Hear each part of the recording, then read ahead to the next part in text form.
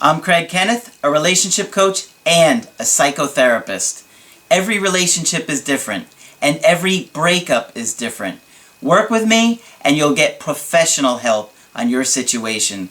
Just click on the link in the description below, or go to my website, askcraig.net.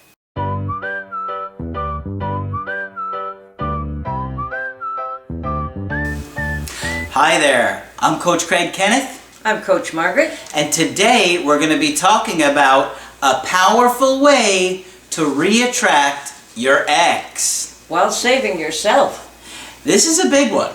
And we haven't really talked about it too much that I can think about, but is absolutely critical and crucial to re-attracting your ex. And it's no magic beans, okay? We're going to get real deep today. Yes, and it sounds complicated, but it really isn't. Yeah, Freud would call it regression in the service of the ego. Regression in the service of the ego. And what does that mean, Margaret? People are going to be like, what is it? What are they talking about? And ego for Freud is a good term. It's not a bad thing. What does that mean for Freud? Yeah. And what it means is the ego is our sense of self that, we use to run our daily lives and keep it all together. So what is a regression in the service of the ego? Okay. How is this a powerful way to re-attract your ex, Margaret? People want to know. It means be playful. Oh, be playful. What did we all do as kids? We played. And we giggled. And that's how we learned. And we got silly. And we dealt with our stress that way. Now it sounds like, oh, come on, being playful, I can't be playful with my ex. No, and this is very serious stuff, and I feel absolutely terrible. But it will help get you through it. And it can help you re-attract your ex. Absolutely. Because what happens when you're going through the breakup is all you care about is getting what you want. Yeah. And when you have that attitude where you're just focused and determined on getting what I want her back, I want him back, that's all I care about, it's impossible to play. Right, you can't. Because you're not able to let go of the outcome. Right. And that's a huge component of play. It's a huge component of play, and it's one of the things that gets us human beings through difficult times, even though we don't stop always to think of it. Mm-hmm. How many people do you know who, when they've had a really bad week, have some chocolate milk? Actually, I love chocolate milk. I do too. In any case, that's one of the small things we might do. Or I saw someone the other day who had Lorna Doones. Now, Lorna Doones have been around since I was a kid, but I hadn't seen any. So that made me smile and remember being a kid, and possibly even got some energy from that. So it's to play, it's to be silly, it's to let go of some of the constraints that we have to do to keep our life going. When we're so focused on the outcome and just driven to manipulate or control a situation, we can't play. No. Okay? And that's why when people are depressed, they oftentimes cannot play. Right. Right? And you don't know what I've had to do to have to get some people to play a game of trouble or sorry with me in my office. Because sometimes people are so depressed they can't really respond to anything else. And I've had people say, I'm going to do this only because you're making me. But by the end of it, of course, they're laughing. Exactly. Yes, and if they win, they're laughing even more. Beating me at sorry is a sure cure for depression, I've discovered. Do you ever throw the game? No, I don't go that far. Now, I love Trouble. Oh, I like Trouble Trouble's too. a good You one. ever play Trouble? If you haven't, it's a great idea. It's a great game. So this is a list here of reasonably healthy activities that you can do to help yourself relax sometimes. Yeah, because if you get in front of your ex with the attitude of, I have to get this, I have to make this happen the way that I need, you're not going to act natural, you're not going to be able to do the things that attracted them to begin with. Yeah. And if I don't get you back, I'm going to die. That's not real attractive. It's a real turnoff for people. Remember the good times we had, let's think about that. But here are some suggestions for healthy regression in the service of the ego. Playing. Yes, the first one they suggest is having sex with your partner. So if that's not going to happen right now, playing is next. Play. Play sports. But it does sound fun, right? Yes, yes. Play sports, play cards, play board games. Like I say, I have driven people crazy with board games, but they've always come back to me afterwards and say, I'm really glad you made me do that. Mm-hmm. In fact, I have a grumpy client I'm thinking of doing that to right now. Mm-hmm. Play with children. Get playful with, whoever's around. Maybe a pet. Oh yes, a pet, absolutely. Yeah, a cat will play with you. Laser, a dog you get the will play little with laser you. pointer, make him go nuts. Yeah. Your dog will play with you anytime you like and be happy when you play with them. Mm-hmm. And they don't care what you talk to them about as long as you talk to them. Mm-hmm. Okay, shutting down can sometimes be helpful and say to yourself, you know what, I have worried about my life so much for the last 3 or 4 days, I just can't do it anymore. Yeah. So I'm going to take the night off and watch TV. Yeah, watch a movie. Maybe a movie that you loved as a kid. Yes, because again, when you go back to things that gave you energy as a kid, it gives you a new kind of energy in adulthood. Mm-hmm. And I can't emphasize that enough. And I'm used to being called crazy for this, as the poor people play sorry because I said to, right? Finger painting, if you are desperate and want to get hold of some of that early child energy, there's nothing like finger painting because you get to make a mess and it's okay, Shutting down, vegging out in front of the TV, doing any of those things that you need to do. Maybe some video games. Yep. Soaking in a bathtub for as long as you like. Not just taking a bath before you rush out to work, but taking your time with it. Mm-hmm. That goes way, way back if you want to think about it. Yeah. Sitting and staring at nature. Go outside. There's nothing like going outside and looking at the sun, not lately in Florida, but looking at the sun. When I was going through my breakups, I would go for really long walks at night. Yes, you would. I love to walk at night around the neighborhood and just maybe listen to music or talk to friends on the phone. Yeah. I would do that. I know a lot of you guys do that and you listen to the videos at night. That's all they do is listen to us. Yeah. And that really helped you. Getting some extra sleep. Sleeping as long as you want. Sometimes that makes a huge difference because grief and all of this is very exhausting. It is. It is totally exhausting. So you need ways to replenish yourself. Comfort foods, chips, chocolate, donuts. Oh my God, what about donuts? All sorts of things like that. Maybe some kind of food that you really liked as a kid. Yeah. Or that you can make yourself. That would be kind of fun and mess up the kitchen. Watching your favorite movie for the 12th time. Or maybe 400th time if it's me. Right, okay. Reading a trashy magazine or novel. I don't know who wrote this. Trashy indeed. Doing an arts and crafts project. Singing karaoke, I like that one. Yeah. That's pretty available. People can do that pretty easily. Yeah. Building something, tearing something down. I'm tired of looking at that shed in the backyard. I think I'll tear that sucker down. Yep.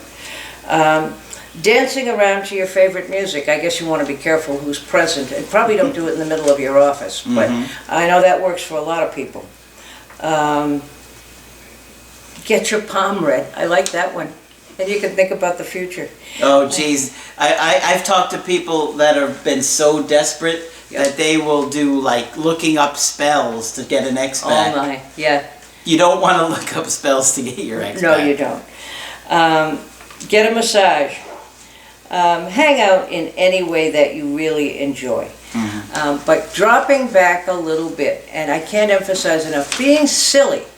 You can be silly. Oh, yeah. Yeah. Craig does very well I'm at silly being all silly. the time. As Yeah. you guys may or may not know, Yeah. I've done stand-up comedy for Yes. probably about close to 20 years. So we're going to get him to be silly a few times. I can do it too. Yeah. You gotta be silly. You have to laugh. If you're serious and all you're focused on is getting somebody back, it's not gonna get them back. And if you're present with them and you're on a date with them and you're just serious and it's all about, if I don't get you back, I'm gonna die inside, that's not going to reattract Whereas anybody. if you have gotten back a little bit of that childhood energy, that childhood joy, think about a happy toddler laughing. Think about adolescents giggling. Male adolescents giggle too. Not as much as little girls. No, little girls can giggle forever and ever at absolutely nothing. What do adolescent boys do? You don't want to know. Oh yeah, never mind. Okay, but I guess it probably works the same way. Absolutely. Yeah, and I will have to say my psyche will do it every once in a while. That when I've dealt with as much stress as I can, I will get outrageously silly.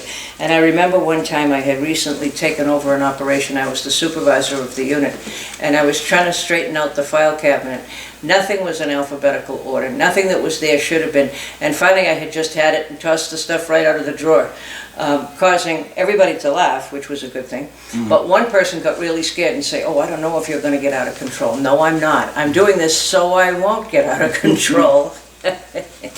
We were able to teach her to be silly before she left. Yeah. Don't let go of that stuff. And if there's anything that's bound to make you laugh, SpongeBob makes me laugh. Oh, I like SpongeBob. Yeah. It's Patrick's intellect I especially enjoy.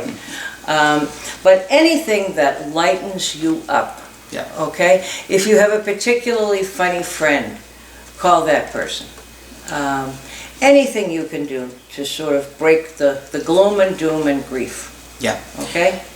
Trying to manipulate somebody or force them to meet your unmet needs or come back in your life, that's not going to re-attract them. And when you're so terrified of the outcome going the way that you, quote unquote, maybe need it to, you're not going to be yourself. You're not going to have that presence and energy that you did when you first started dating. Like when you first start dating, you don't have any pressure on a situation, or at least hopefully you don't. If you have a lot of unmet needs, you probably do, and you can't really even enjoy the early stages of dating because you're so tired and scared of being alone. But if you are not, and you can, just go out and enjoy your evening with somebody and see where it goes, hopefully you can play with them, you play with each other, and you attract each other. Banter. I love to banter, right? I absolutely love my friends that can banter. Those are some of my favorite people, right? And one of the things I've never said about my ex, I don't think, is that she could banter. Yes, she could. Yeah. Like nobody I have ever known. One of the things you missed so terribly. Oh yes, absolutely. She had an amazing sense of humor and was probably the quickest girl I ever met, where she was funnier than most comics that I knew. Wow. And so I love that about her. Yeah. And so that banter and that play, I think, is where we really always had that incredible connection. Yeah. Right. So you got to find that again. And it's a legitimate way to connect. You've got to find that again. So with all that in mind, I'm going to read you something funny. And while looking through some notes the other day, I found a note that one of my employees had given to me when I worked up north. And we worked in a community with another agency that was a pain in the neck. We didn't think they were very competent, and they were always advertising themselves as the best people ever. So we got a client come over to see us one day, and this is what she told the person who talked with her. She had gone to the other agency because she was having anxiety, panic attacks, and depression. And this is what they told her to do in order to work on her recovery. Pat your cat. Not a bad idea, and I'm sure it's fine with the cat. Walk backwards. Now, I'm at a loss to tell you what that's going to do for you. However, if Craig did it, I'd probably laugh. I'll try it. Okay. If I'm depressed enough, I'll stand on my head if I got it. Snap an elastic on your wrist. Now, that's recommended for a number of things, like to sort of shock you out of not paying attention or whatever. But I don't know how it's going to help either depression or anxiety. And here's my absolute favorite. Put a sheet over your head and pretend to be invisible. I think everybody going through a breakup already feels invisible. Invisible, right, absolutely. They don't need a sheet on their head. All right. So that's my story about Rise, regression in the service of the ego. And it's honestly a serious concept. Absolutely. Yeah. And you gotta think about what it would look like if you were, spending time with your ex and you're just depressed, you're crying, you're begging, you're pleading, you're trying to manipulate them or give them ultimatums. All of those things are going to turn them off and look elsewhere. You have to be able to get in front of them again, relax, be playful, have that banter and that energy that you probably had, that spark when you first started dating. Right. So, a lot to think about, and I hope this guys really helps you guys, because I know how when you get depressed, This feels like there's no way out. And it feels like there's no way to play. Right? Yep. Another thing that I was once told by a very wise therapist, and that is that lots of times before we take a leap forward, we do some kind of a regression. It's kind of like dropping back 10 yards before punting. In other words, if you're about to take a real growth step in your life, oftentimes you drop back to some of the joys of an earlier stage to get up your energy. And I've been fooled by clients several times when I thought, what's wrong? Why are they regressing right now? And then they've taken a leap into a next stage. So it helps you. All right, something to think about. So if you want to get our help personally, just go to my website, askcraig.net. Sign up for the coaching option that works best for you. I do email coaching or Skype coaching, and you can also sign up for Skype coaching with Margaret. Yep, I'm available and enjoying having you talk to me. Just click on Margaret on the top of my website. Be sure to subscribe to the channel and add me on Twitter. I have fun things on there that I can't post in the videos. But that's it for this video. I'm Coach Craig Kenneth. I'm Coach Margaret. And we will talk with you soon. Breakups are often the symptom of problems in a relationship. My workbook series, The Knowledge, is focused on helping you change your life in 4 key areas: retaining the information that I teach, personal growth, improving your relationships, and of course, re-attracting your ex. Available now at askcraig.net.